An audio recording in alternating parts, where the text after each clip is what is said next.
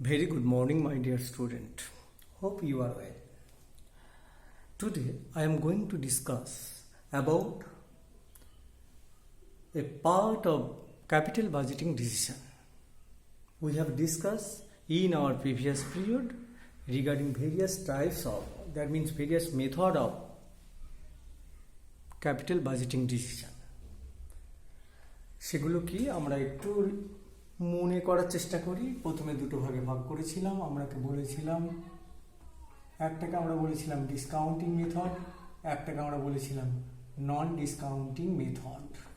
তাহলে প্রথমে আমরা দুটো ভাগে ভাগ করেছিলাম মেথডকে, ডিসকাউন্টিং আর নন ডিসকাউন্টিং মেথড। নন ডিসকাউন্টিং মেথডকে দুটো ভাগে ভাগ করা হয়েছিল। এক কথা আমরা বলেছিলাম পা, দ্যাট মিনস এটাকে যদি আমরা ভাঙি সেটা হচ্ছে ARR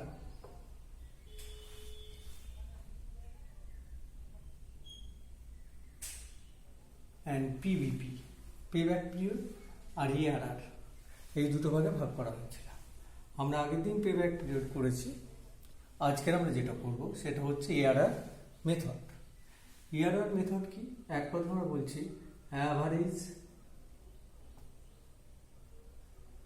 average rate of return, অথবা কেউ বলছে accounting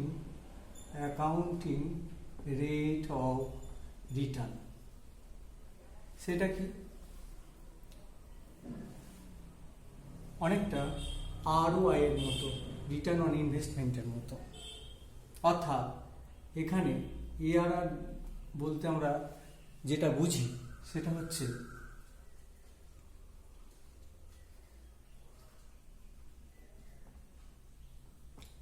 average PAT divided by average investment into 100। দুটো জিনিস নিয়ে কাজ করছে। একটা হচ্ছে আমার রিটার্ন হচ্ছে যেটা, আর একটা হচ্ছে আমি ইনভেস্ট করছি যেটা। অর্থাৎ ইনভেস্ট করলাম, সেখান থেকে আমার রিটার্ন হলো, সেটা পার্সেন্টেজে প্রকাশ করেই হচ্ছে ARR। এখন দুটো জিনিস PAT মাথায় রাখতে হবে, অ্যাভারেজ PAT। অর্থাৎ এখানে এক্সক্লুডিং ডেপ্রিসিয়েশনকে আমরা এখানে ইনক্লুড করব না। এবং PAT আমরা কি করে বের করি সেটা আমরা জানি, শিখেছি। আর এখানে অ্যাভারেজ PATটা কি? তার টোটাল PAT যেটা হলো, টোটাল PAT যেটা হবে সেইটাকে আমরা যদি নাম্বার অফ ইয়ার দিয়ে ভাগ করি তাহলে পেয়ে যাই অ্যাভারেজ PAT। এবার যেটা দরকার সেটা হচ্ছে অ্যাভারেজ ইনভেস্টমেন্ট।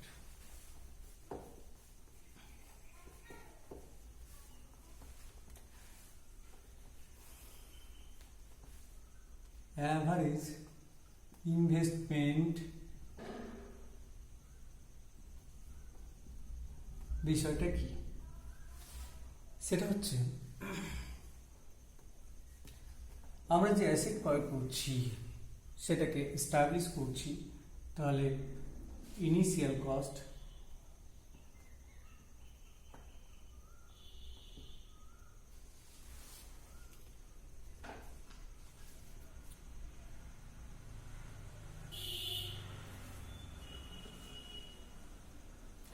তার সাথে যেটা সেটা হচ্ছে less scrap value divided by 2 করলাম, তার সাথে অ্যাড স্ক্র্যাপ ভ্যালু, অ্যাড করলাম অ্যাডিশনাল ক্যাপিটাল।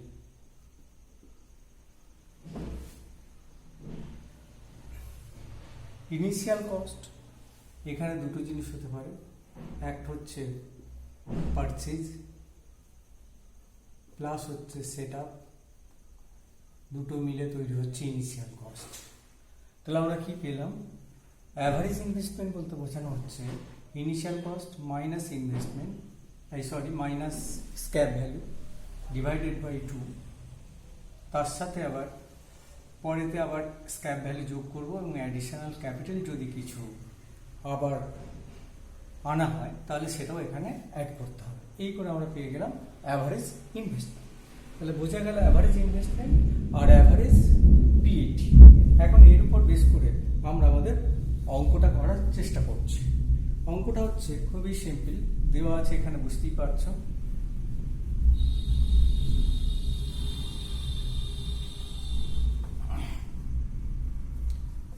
প্রবলেমটা হলো, দেখাই যাচ্ছে, বলা আছে কস্ট অফ দ্য মেশিন বলে দিয়েছে, লাইভ বলে দিয়েছে, স্যালভেজ ভ্যালু বলে দিয়েছে, স্যালভেজ ভ্যালু,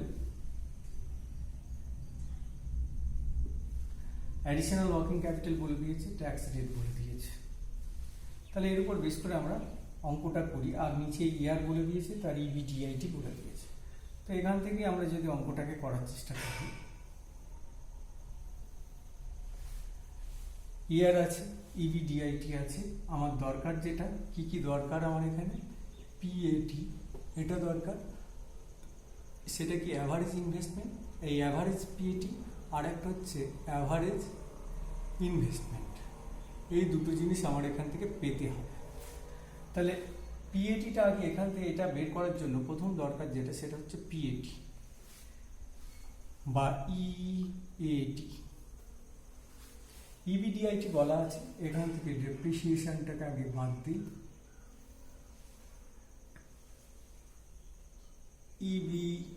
ইবিডিআইটি, সেখান থেকে ডেপ্রিসিয়েশন বাদ দিলে ইবিআইটি, সেখান থেকে ইন্টারেস্ট বাদ দিলে ইবিটি, সেখান থেকে টি বাদ দিলে ইএটি।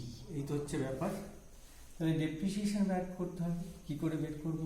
এখানে বলা আছে কস্ট অফ দ্য মেশিন, তাহলে ডেপ্রিসিয়েশন ইকুয়াল টু কী বলা আছে, cost of the machine 50,000 minus salvage value, salvage value হচ্ছে 5,000 divided by number of year, number of year হচ্ছে 5, তাহলে 9,000 রুপিস হচ্ছে 9,000। আমার ডেপ্রিসিয়েশন ধরে নেওয়া হচ্ছে স্ট্রেট লাইন মেথড, তাহলে প্রত্যেক বছরের ডেপ্রিসিয়েশন 9,000।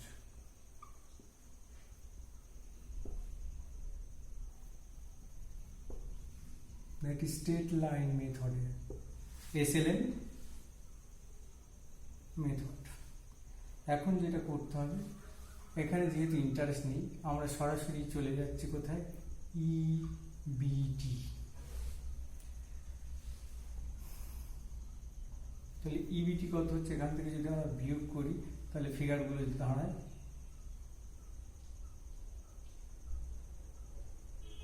11,000, এখানে হচ্ছে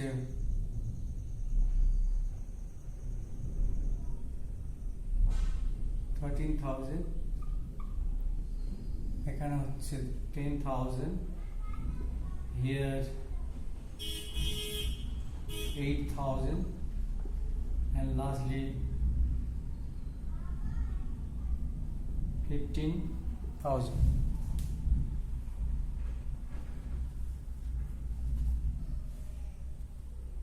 $11, $13, $10,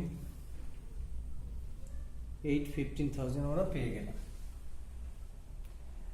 এখন এখান থেকে ট্যাক্স রেটটা আমরা বাদ দিই, লেস ট্যাক্স,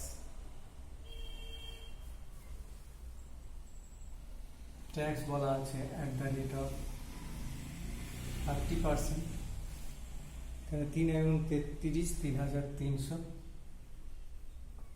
এখানে হচ্ছে 3 তেরো 39, 3,900, এখানে হচ্ছে 3,000, এখানে হচ্ছে 2,400, এখানে হচ্ছে 4,500। এই হলো আমার ট্যাক্স।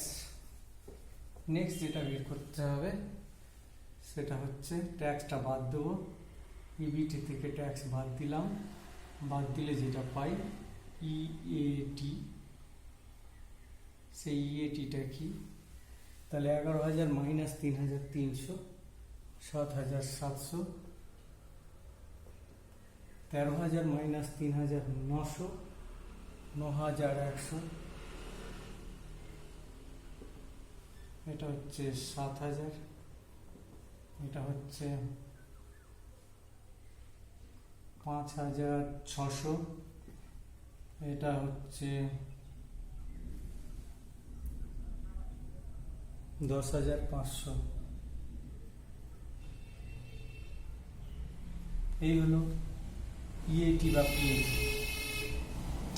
তার আমার টোটাল পিএটিটা বা ইএটিটা বের করি। আমার টোটাল ফিগার হচ্ছে 39,900, 39,900, এটা হচ্ছে টোটাল ফর কত years? For 5 years.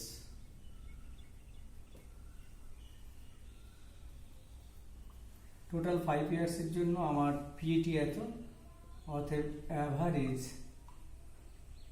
PAT 39,900 divided by 5 করে আমার যেটা দাঁড়ায় সেটা হলো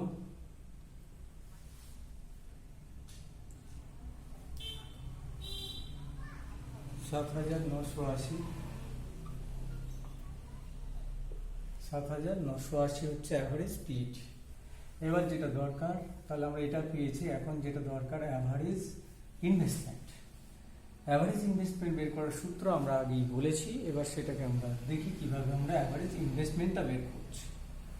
অ্যাভারেজ ইনভেস্টমেন্ট আমরা বের করছি এইভাবে, বলা আছে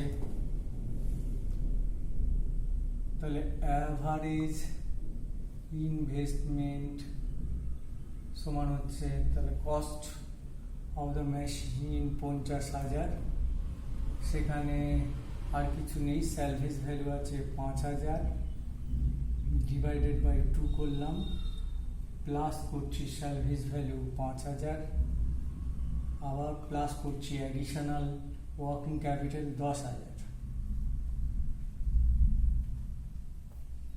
তাহলে আমার হচ্ছে 45,000 বাই 2,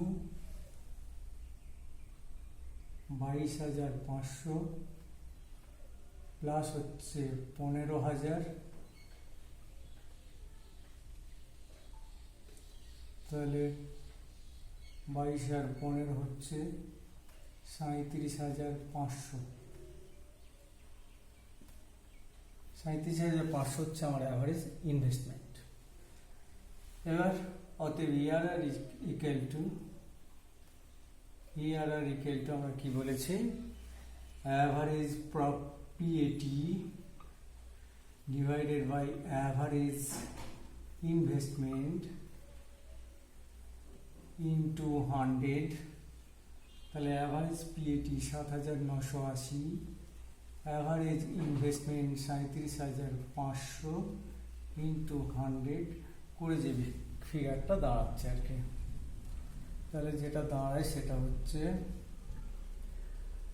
7980 ডিভাইডেড বাই 37500 ইন্টু 100 করলে আমার যেটা দাঁড়ায় 21.28, 21.8 ইআরআর আমি পেয়ে গেলাম।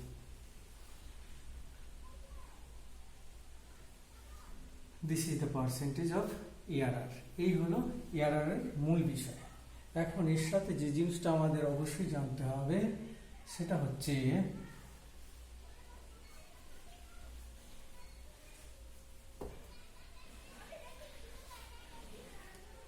আমরা ডিসিশন নেব ইআরআর এর ক্ষেত্রে। ইআরআর এর ক্ষেত্রে ডিসিশন নিতে হবে, এই ডিসিশন দুটো ক্ষেত্রে হতে পারে, সিঙ্গেল কেস আর হচ্ছে মাল্টিপল কেস। যখন সিঙ্গেল হবে, ইন কেস অফ সিঙ্গেল, তখন একটা মিনিমাম রেট অফ রিটার্ন দেওয়া থাকবে, তার সাথে আমরা ক্যালকুলেটেড রেট অফ রিটার্ন, এই দুইয়ের মধ্যে ডিফারেন্স করব। যদি দেখি ক্যালকুলেটেড রেট অফ রিটার্নটা higher than minimum rate of return, অর্থাৎ ক্যালকুলেটেড রেট অফ রিটার্নটা বেশি হবে, এখানে ডিসিশন হচ্ছে calculated rate of return greater than হবে মিনিমাম রেট অফ রিটার্ন, তবেই সেটা আমার কাছে অ্যাকসেপ্টেড। আদারওয়াইজ যদি বিপরীত হয় তাহলে হবে রিজেক্টেড। ডিসিশন দুই রকমের, weather accept or reject. Multiple যখন হবে তখন আমরা দেখব, ধরা যাক P1, P2, P3 এতগুলো আছে, কারণ প্রত্যেকটা থেকে আমি দেখব তার ERR,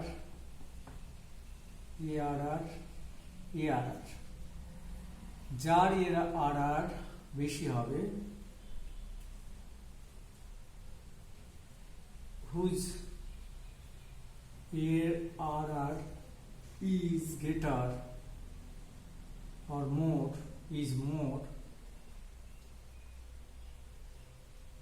that will be accepted।